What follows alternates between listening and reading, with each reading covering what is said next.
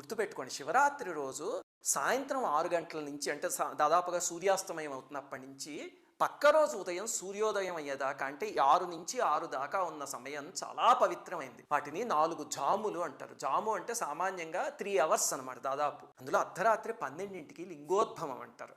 ఆ సమయం పరమ పవిత్రమైనది. అందుకని మీకు కుదిరితే లింగోద్భవం దాకా లేచుండి ఆ సమయానికి అభిషేకం చేయడానికి ప్రయత్నించండి. కొంచెం అభిషేకం చేసిన 5 నిమిషాలు చేసినా సరే అపారమైన ఫలితం. అలాగే ఎన్నిసార్లు చేయాలండి అభిషేకము అంటే, సామాన్యంగా ఏకాదశ రుద్రులు అంటారు పరమేశ్వరుడు యొక్క 11 స్వరూపాలు. అందుకని 11 సార్లు అభిషేకం చేస్తారు. ప్రతి జాము మొదలయ్యేటప్పుడు చేయడం మొదలు పెడితే అంటే 6 గంటలకు కొన్నిసార్లు, 9ంటికి కొన్నిసార్లు, 12 గంటలకు కొన్నిసార్లు అలాగా మీకు ఒక 11 సార్లు చేసేయడం పెద్ద కష్టమేం కాదు. 11 సార్లు చేయడం కుదరలేదు అనుకోండి, 5 సార్లు చేయండి. పరమేశ్వరుడు పంచముఖుడు కదా. అది కుదరకపోతే 3 సార్లు లేకపోతే భక్తితో ఒక్కసారి చేసినా చాలు. ఇక్కడి నుంచి చేయగలిగితే తప్పకుండా పలుకుతాయి.